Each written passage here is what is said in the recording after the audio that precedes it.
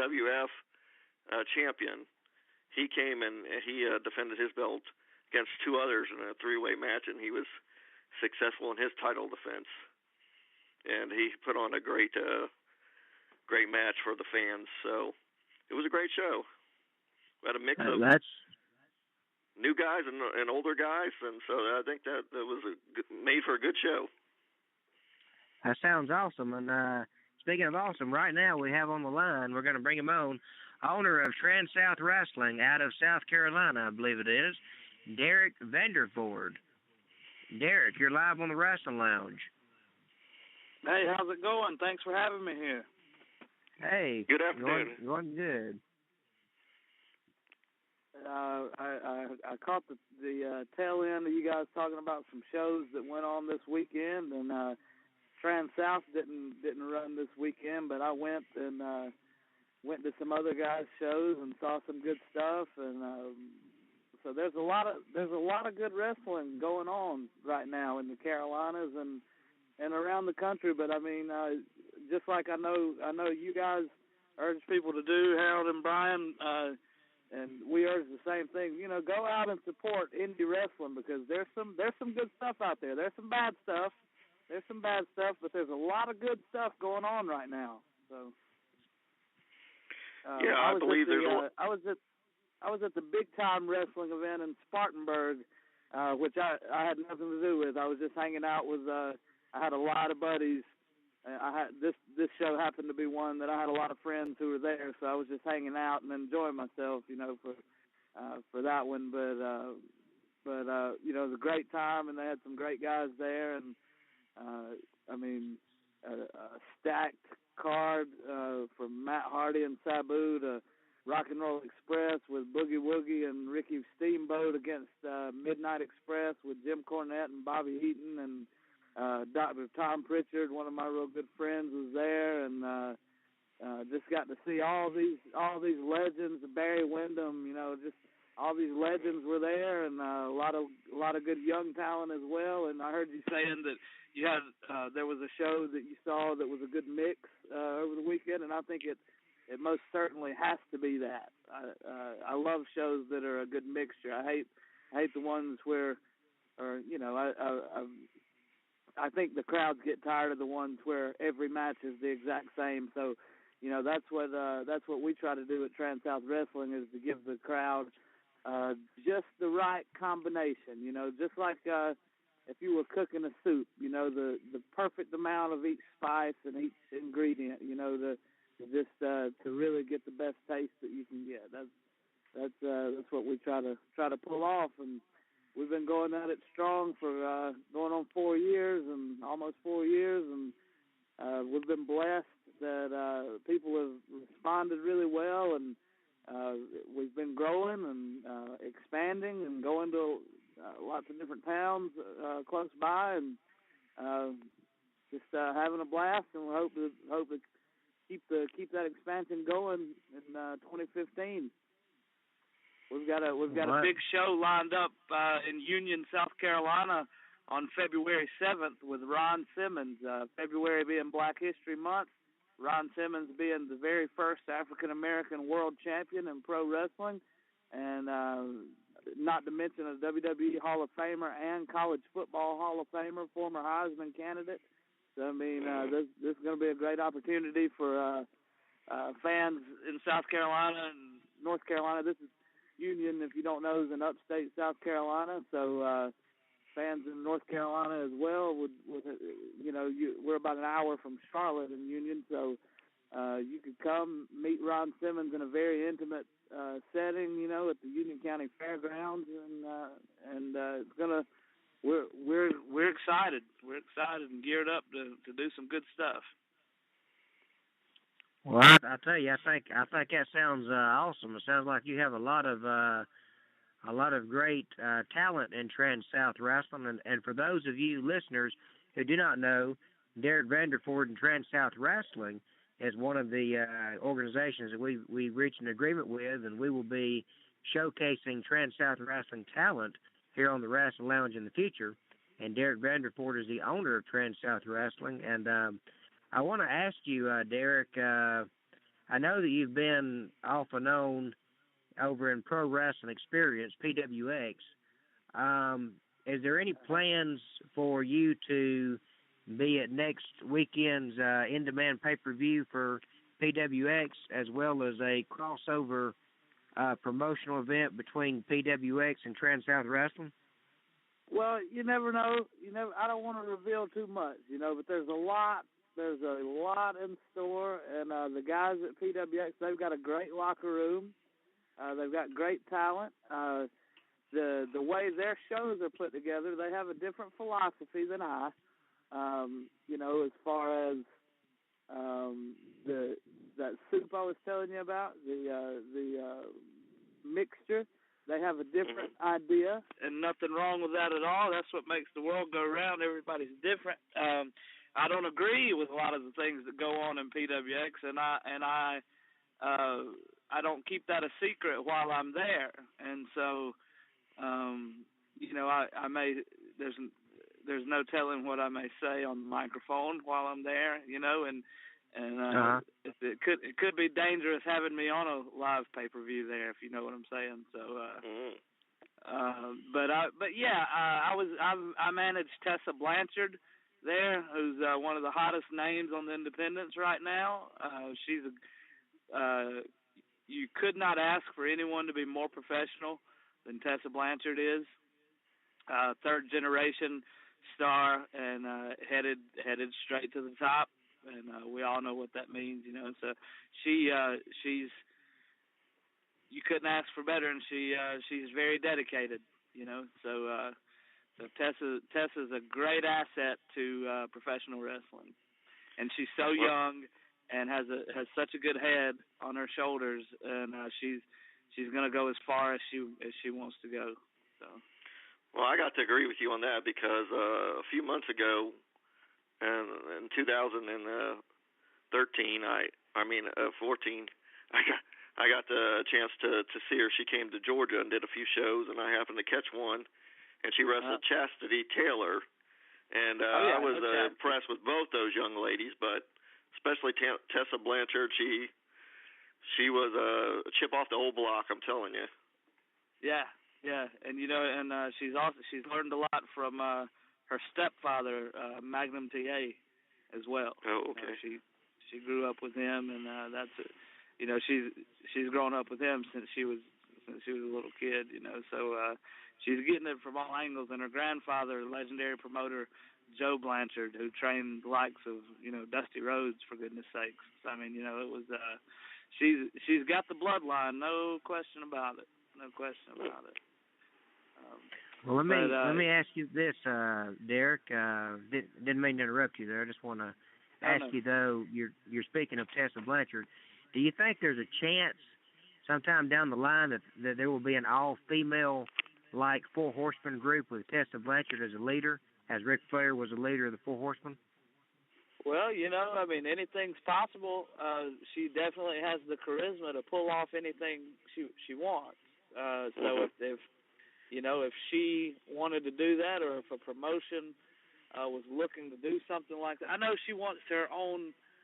That's the thing about second generation and third generation wrestlers. You want to carve out your own legacy. You don't really want to live off of what your parent or grandparent has done. Look at Goldust, look at Randy Orton. Randy Orton doesn't come out like a cowboy, and Goldust doesn't either. You know what I mean? So it's yeah. You want to have your own identity, and I think she's set on doing that. But on the other hand, her father was in the freaking Four Horsemen. So yeah, I would love.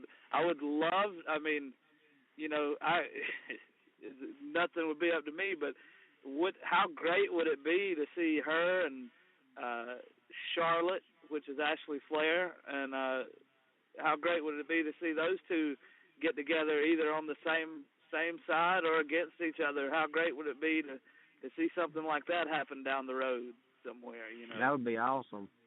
I think that would be a great matchup, to tell you the truth. Ashley's doing really, really well.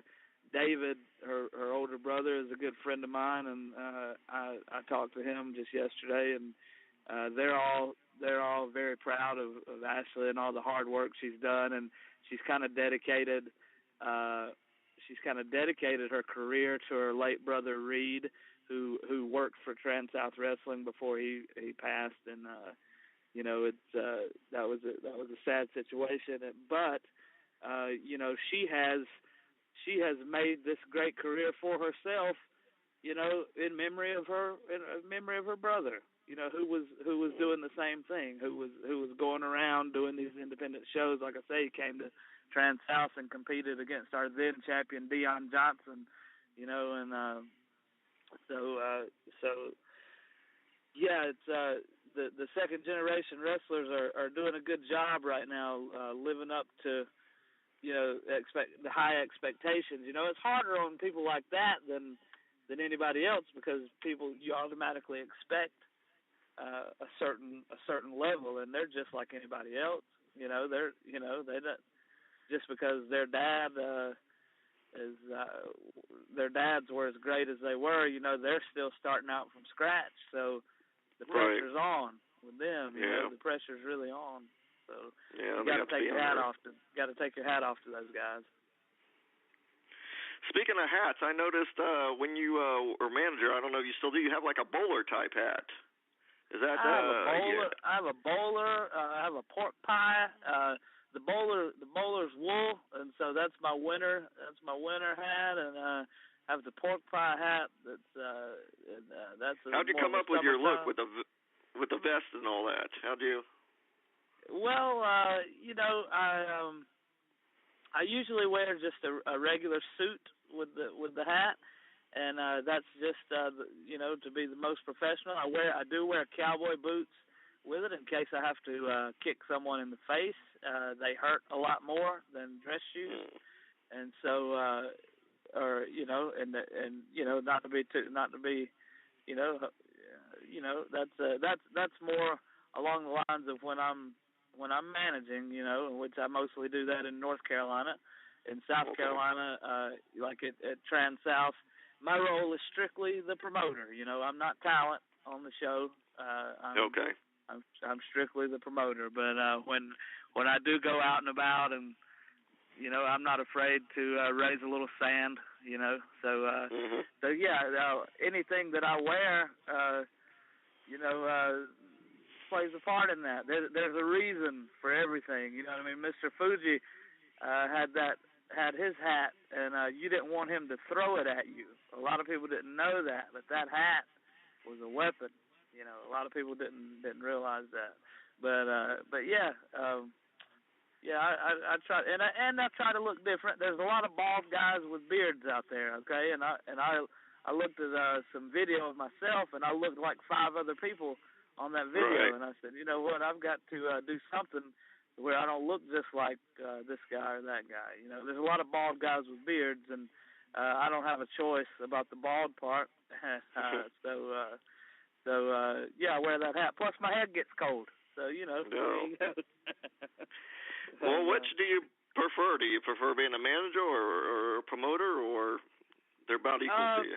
Being a manager is like taking a little break, because I don't think a lot of people understand the stress level that comes with shows and being a promoter and keeping up.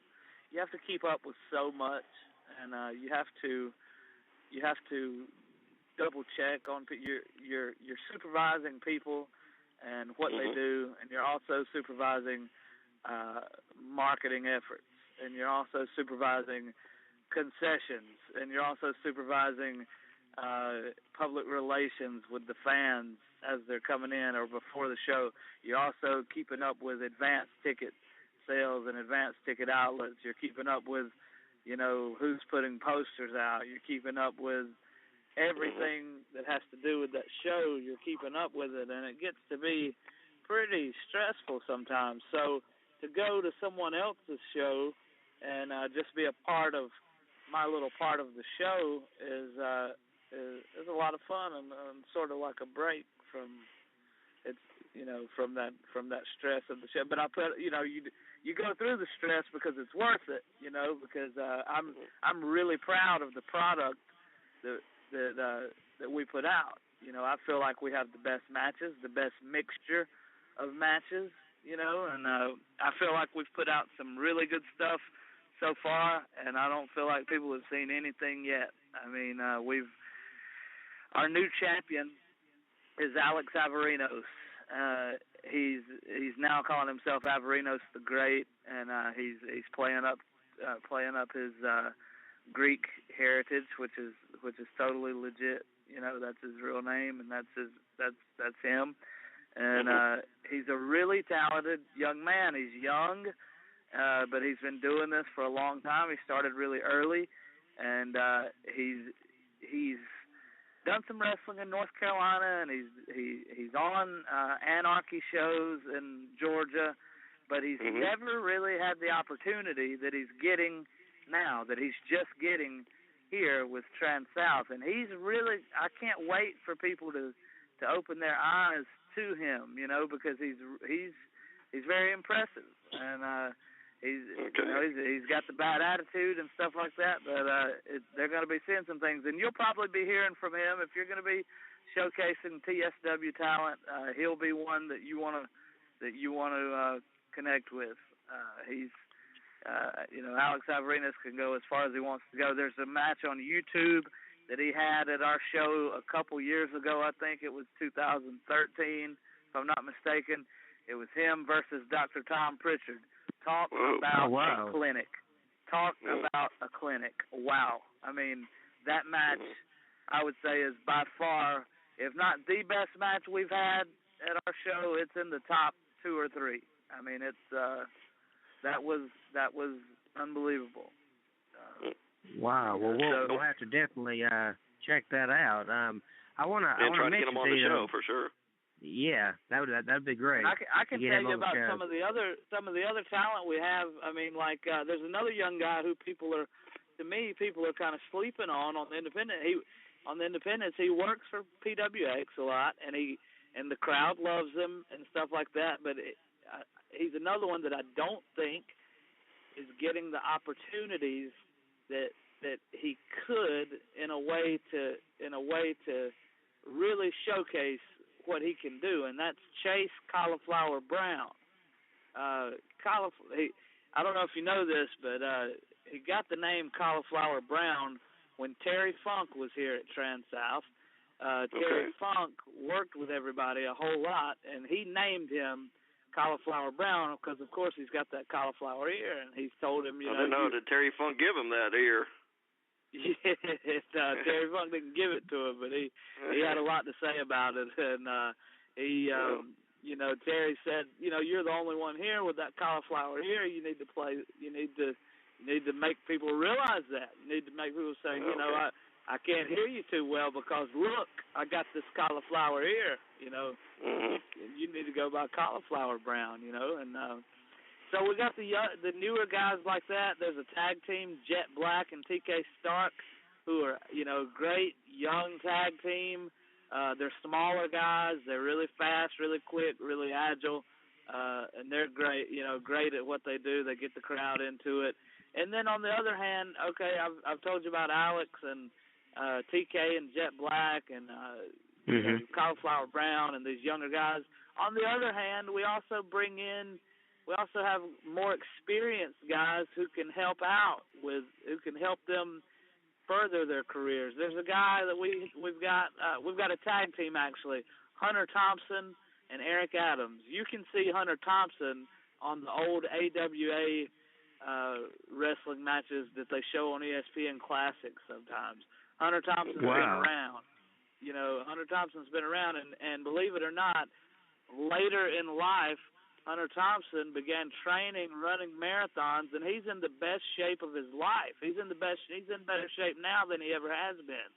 So I mean, he's putting on better matches now as a veteran than he did long ago. And then you've got Eric Adams, his tag team partner, and I mean these guys are they're bullies and they rough people up and stuff like that. But I mean, it's entertaining. And another thing here in Union, our three-time Trans South Wrestling Heavyweight Champion is Dion Johnson, and he is most certainly, without a doubt, the biggest fan favorite in Union. He's been around for a long he's been around for a long time. When I was in middle school going to these amateur wrestling camps, he was in high school and he was helping coach these amateur wrestling camps, and I've known him since then. And I remember him teaching me how to roll people up and how to shoot your half, and when I'm just learning about this stuff. He was the high school guy that I looked up to, and teaching me the basics of amateur wrestling.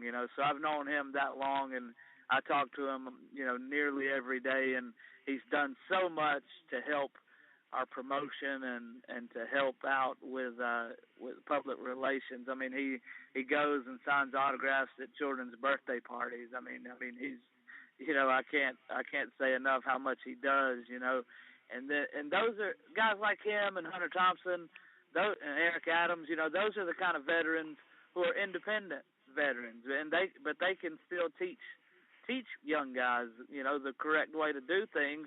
And then on top of that, we bring in the veterans who have drawn lots and lots of money to teach these guys what's going on. Tom Pritchard's done several seminars here. Like I say, he's a good friend of mine and one of the smartest guys you'll ever want to talk to in pro wrestling. Dr. Tom is. We've had Ricky Morton, who if you've ever been to indie wrestling shows, you've probably run into because he's everywhere in the world. Oh yes. And he's a great guy, and hilarious, and and he came in and helped teach guys. Terry Funk, like I said, he did seminars with the guys. We got Ron Simmons in February going to do some seminars with the guys. We've had just so many. I know I'm leaving some out. I mean, Steve Carino's come in and helped out. Okay. We've just these guys have been so generous. There's some veterans out there who have a name and who have been at that top level, and they're willing to give back. Alex, I'll tell you this: we had a show in December. It was a charity show for it was called Christmas for Kids, and we raised money. We partnered with the Lawrence, South Carolina County Sheriff Department, and we helped raise money for needy children at Christmas. And we had a packed house, standing room only. And Ron Simmons was the big name on that show.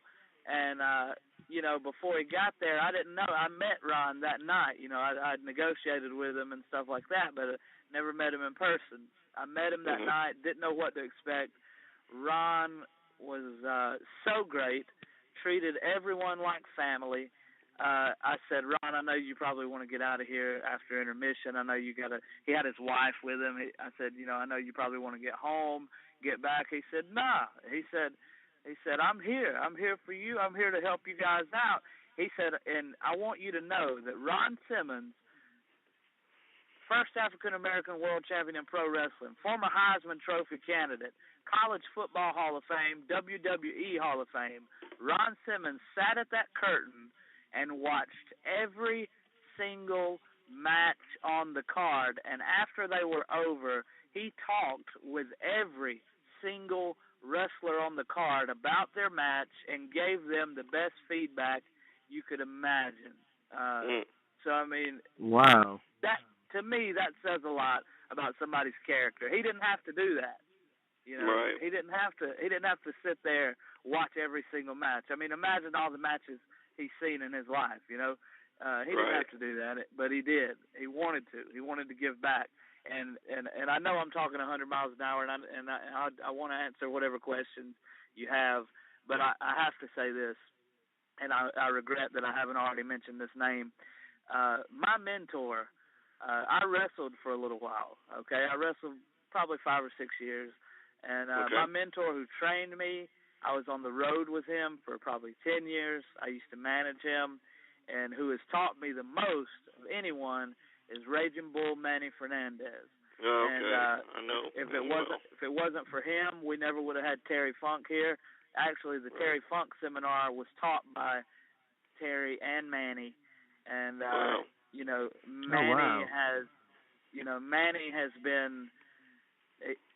He's done. I was involved in wrestling already before I hooked up with Manny. I actually met him on a night where I managed him, and he's one of those guys that's got this reputation of being a hard.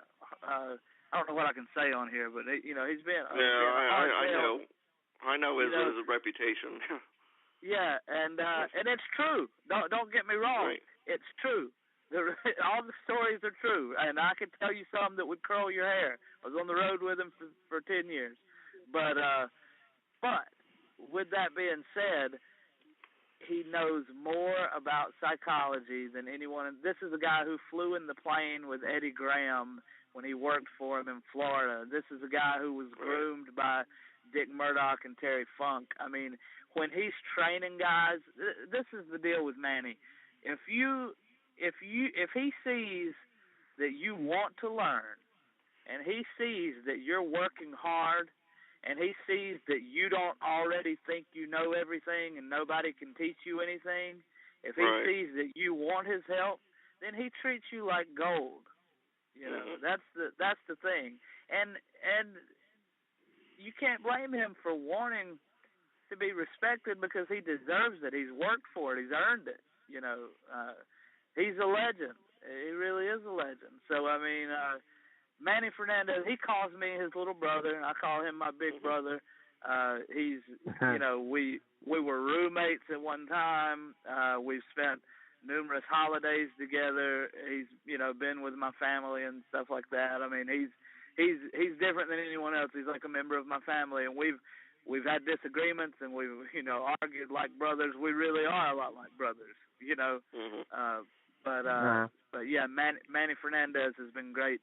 Been great to me, but I've really been lucky to have so many mentors to help me through along the way. I told you Tom Pritchard, told you Manny Fernandez. When I first got involved, this old, carny, shady, shisty promoter, the late Charlie Babb, was as shady as they come, but he knew his stuff, and he taught me a lot. He taught me a lot of stuff, and also, another guy who's taught me a lot of stuff is Thomas Simpson, who helped the Hardys get the Omega promotion started years ago before they were at WWE, and he's quite a controversial character, also, and no denying that.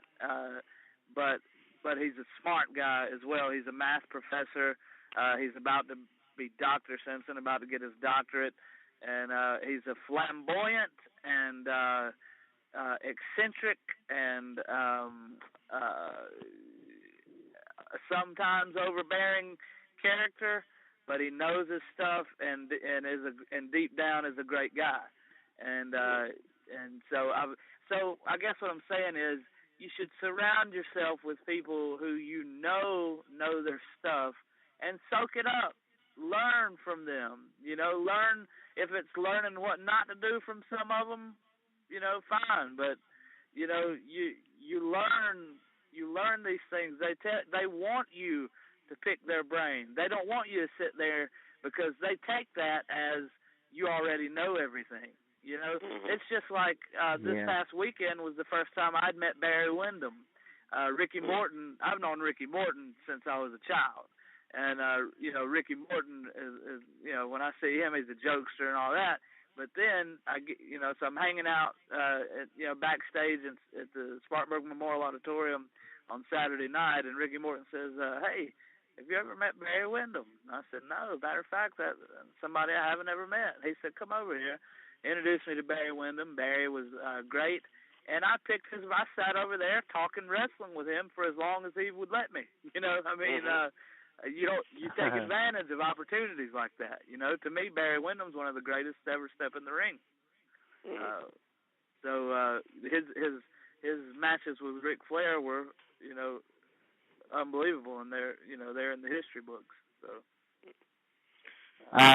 Speaking of Ric Flair, I saw a picture on your Facebook that you met Ric Flair, I guess a couple of years ago at a football game, I believe it was. Y'all were both holding up the Four Horsemen sign. Yeah. Well, I actually met him a long time before that. I told you I was my favorite Ric Flair story was at David Flair's wedding, and let's just say there was an open bar, and Rick and I were both taking advantage of that pretty well, and so partying with Ric Flair is exactly like you think it would be. The things he says in his promos and the things that he talks about they seem so real because they are. That's him, and that's how he is. And that was quite a night. Like I say, David and I have been good friends for a long time. So, of course, I was at his wedding, and that was a heck of a reception with Ric Flair in full party swing. Okay, and so, yeah.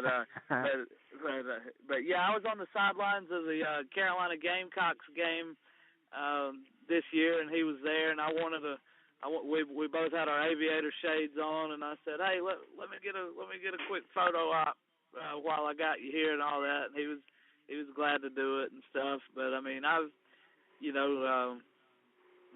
not close with him. I'm close with David. I'm not close with Rick that much, but I have been to his house and stuff like that, and he's given me some advice. I'm trying to think, like when I wanted to start wrestling, and when I did wrestle, I remember asking him advice, and he would tell me little things that you wouldn't think of. He's like, you don't realize how important posture is in the matches. I remember him telling me that. He's like, posture. Think about it at all times. You should be thinking about your posture during your matches, and I remember him harping on that, and little things like I agree with him on things like if a wrestler is going to jump on another wrestler and it's not during a match, if it's a fight, why would you do a finishing move on them like you would do in the ring? That's not what you would do in a street fight. If you watch the Four Horsemen attack somebody, you're not going to see any figure fours. You know what I'm saying? You're going to see people getting laid out, And so at the time, WCW was just coming to a close, and that was a big thing. They would jump on people, and then they would always want to do their finishing move on them during a fight. Well, when you're in the ring and you're doing these big moves and stuff like that, it's because you see an opening for it. You know what I mean? It's because you're wrestling a guy and you're looking for what he's going to give you. If he leaves his arm open, then you grab that arm and you do something with it. You know what I mean? That's the idea behind these big moves. You're looking for an opening, you see that opening, and you take the big move.